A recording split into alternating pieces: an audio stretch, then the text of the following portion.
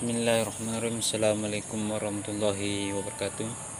Perkenalkan, nama saya Akmal Tanjung, salah satu kader dari Politeknik Ilmu Makassar. Jadi pada kesempatan ini saya akan menjelaskan tentang menentukan lokasi pole control.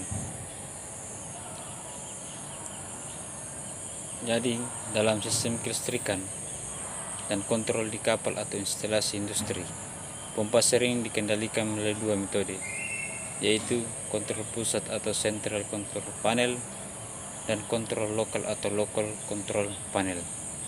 Masing-masing panel memiliki peran penting dalam mengoperasikan peralatan sesuai kebutuhan operasional. Namun, dalam beberapa kasus dapat terjadi gangguan pada kontrol lokal, seperti di mana pompa tidak merespon meskipun sistem pada panel pusat bekerja dengan normal. Dalam situasi seperti ini, menelusuri dan mengidentifikasi titik gangguan menjadi keterampilan penting bagi teknisi atau perwira mesin. Contoh kasus gangguan yang bisa terjadi yaitu pompa air pendingin tidak merespon saat tombol start atau stop ditekan dari kontrol lokal, tetapi pompa dapat berjalan dan berhenti jika diperintah dari panel pusat. Hal-hal atau langkah-langkah yang dapat dilakukan untuk menelusuri titik gangguan yaitu: langkah pertama, lakukan pemeriksaan awal.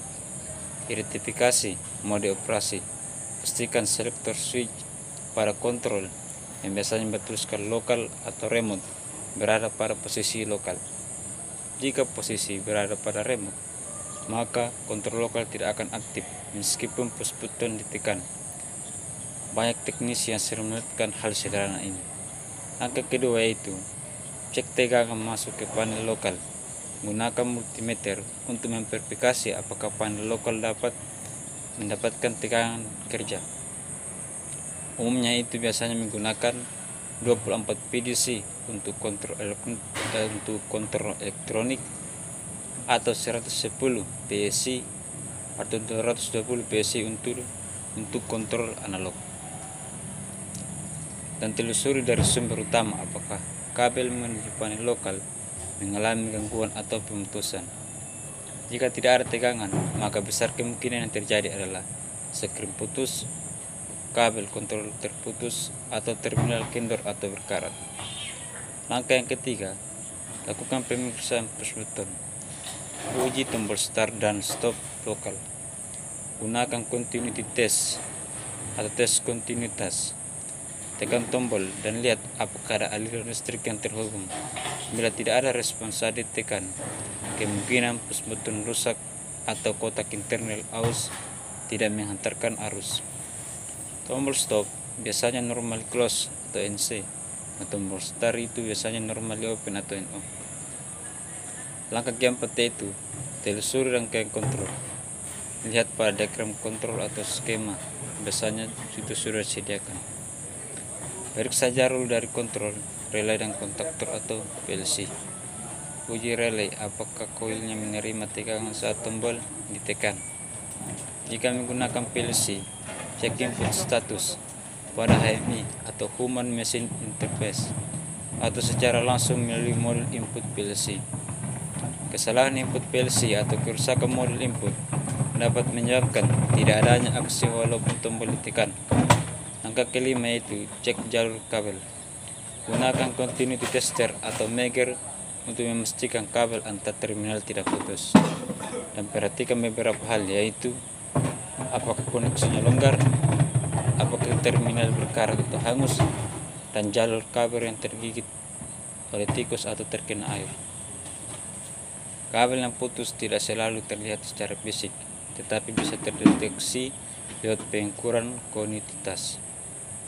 Langkah keenam yaitu lakukan pemeriksaan interlock.